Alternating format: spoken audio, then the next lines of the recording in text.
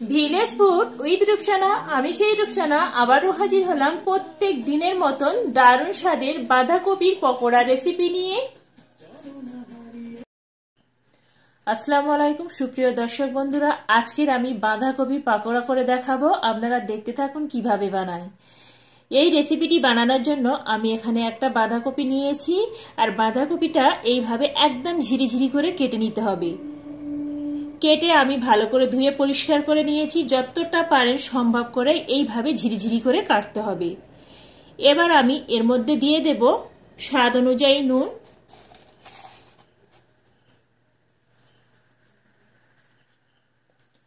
নুনটা আমি ভালো করে বাঁধাকপির সঙ্গে ভালো করে এইভাবে হাত দিয়ে কষলে কষলে একদম মেখে নিতে হবে। আর এইভাবে মাখিয়ে আমি সুন্দর করে প্রায় 10 মিনিটের মতন রেখে দেব। এতে করে বাঁধাকপি থেকে প্রচুর পরিমাণে পানিও ছেড়ে দেবে। নুন দিয়ে বাঁধাকপিটা ভালো করে সুন্দর করে এইভাবে কষলে কষলে আমি মেখে নিয়েছি, একদম সুন্দর করে মতে নিয়েছি। আর বাঁধাকপি থেকে কেমন পানি ছেড়ে দিয়েছে দেখেই বুঝতে পারছেন যে কতটা পরিমাণে পানি ছেড়ে দিয়েছে। এবার আমি এইভাবে একদম হাতের সঙ্গে এইভাবে একদম চিপে চিপে নেব। একদম যতটা সম্ভব পানিগুলো এই রকম বের করে নিতে হবে। নিয়ে আমি একটা এই রকম পাত্রে তুলে নেব সমস্ত বাঁধাকপিগুলো।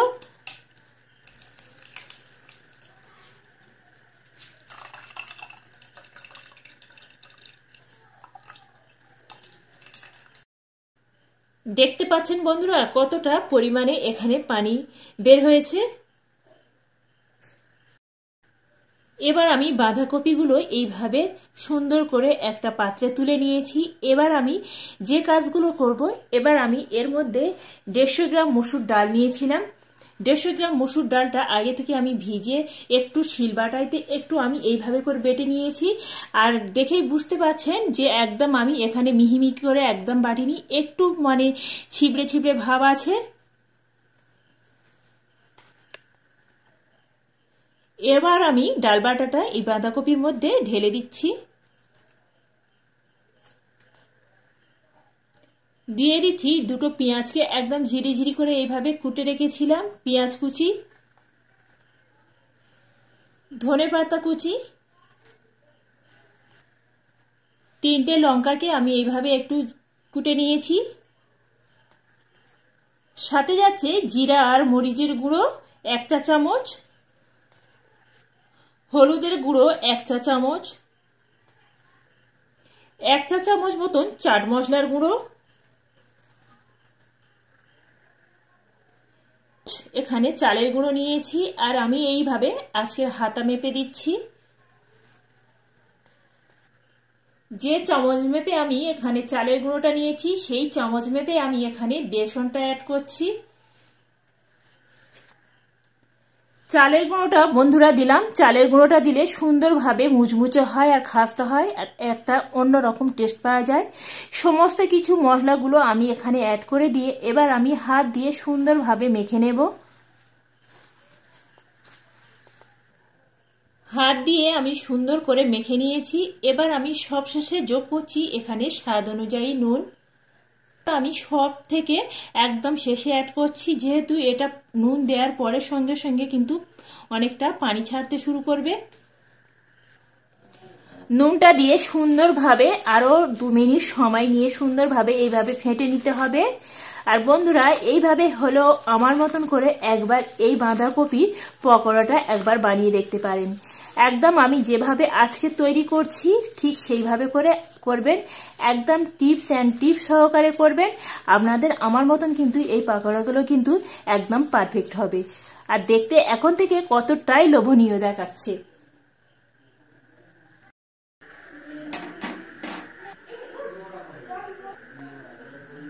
পাকোড়াগুলো ভাজার জন্য আগে থেকে একটা কড়া বসিয়ে বেশ কিছুটা পরিমাণে সরিষার তেল দিয়েছি। তেল গরম হয়ে গেছে। এবার একে একে পাকোড়াগুলো এইভাবে করে নিয়ে আমি একে একে এইভাবে একটু হাতে করে গোল করে নিয়ে আর এইভাবে চ্যাপটা করে আস্তে আস্তে করে ছেড়ে দেব।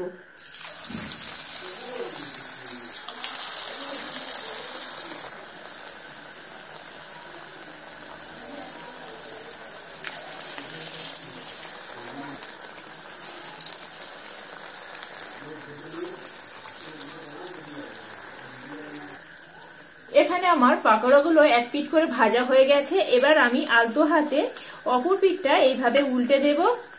আর এটা আমি সর্ষের তেল দিয়ে ভেজেছি। আপনারা যদি মনে করেন যে সাদা তেলে ভাজবো তাহলে ভাজতে পারে, তাতে কোনো সমস্যা নেই। তবে সর্ষের তেল দিয়ে ভাজলে এর কিন্তু একটা দারুণ টেস্ট আসে। এইভাবে হলেও বন্ধুরা আমার মতন করে একবার হলেও এই সর্ষের তেল দিয়ে এই পাকোড়াগুলো বানিয়ে খেয়ে দেখতে পারেন। পকোড়াগুলো আমি এখানে উল্টে পাল্টে সুন্দর করে একদম লাল লাল করে ভেজে নিয়েছি। আর দেখেই বুঝতে পারছেন কতটাই লোভনীয় দেখাচ্ছে। এখানে আমার ভাজা হয়ে গেছে। এবার আমি একটা একটা করে তুলে নিচ্ছি তেল থেকে, তেলগুলো ঝরিয়ে।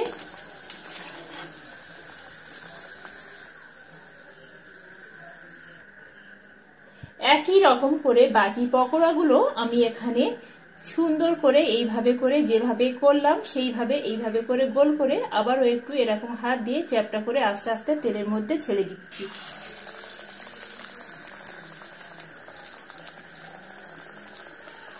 আঁচটা কিন্তু লো টু মিডিয়ামের আঁচের মাঝখানে রেখে করতে হবে। একদম হাই হিটে করে দিলে একদম হবে, হাই হিটে রাখলে হবে না, তাহলে এই পকোড়াগুলো বাইরে থেকে রং ধরে যাবে আর ভিতরগুলো কাঁচা থাকবে, খেতে একদম ভালো লাগবে না।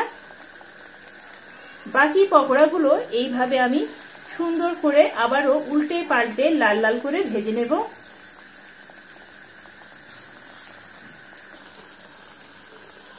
আবারও আমি এখানে এক পিঠ হয়ে গেছে, অপর পিঠটা আবারও আমি এইভাবে উল্টে দিচ্ছি। আর বন্ধুরা একবার হলেও এইভাবে তৈরি করে খেয়ে দেখবেন।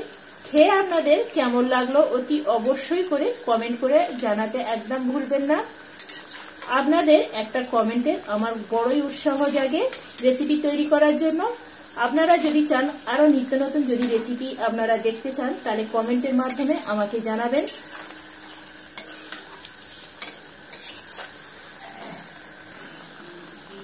একই রকম করে বাকি পকোড়াগুলো ভেজে নিয়েছি। এবার আমার তেল থেকে ওঠানোর পালা। এখানে পকোড়াগুলো রেডি হয়ে গেছে। এবার আমি একটা একটা তেল থেকে তেল ঝরিয়ে এইভাবে তুলে নিচ্ছি। পকোড়াগুলো আমি এইভাবে তেল থেকে তেল ঝরিয়ে তুলে নিচ্ছি। আর এই পকোড়াগুলো বন্ধুরা বিকালের চায়ের সময় কিন্তু খুবই জমে যায়। আর দুপুরে গরম গরম ভাত আর ডালের সঙ্গে একদম জাস্ট একদম ফাটাফাটি লাগে। একই রকম ভাবে বাকি পকোড়াগুলো সমস্ত পকোড়াগুলো আমি এইভাবে করে ভেজে নেব।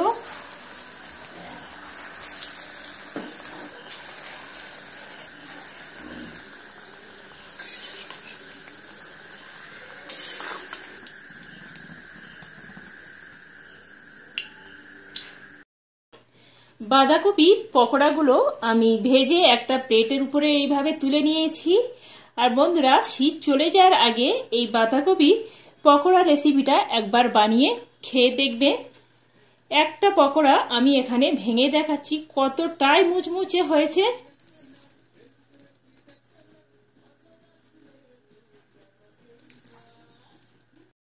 বন্ধুরা আমার এই বাঁধাকপির পকোড়া রেসিপিটি যদি ভালো লেগে থাকে বন্ধুরা লাইক কমেন্ট শেয়ার করতে ভুলবেন না।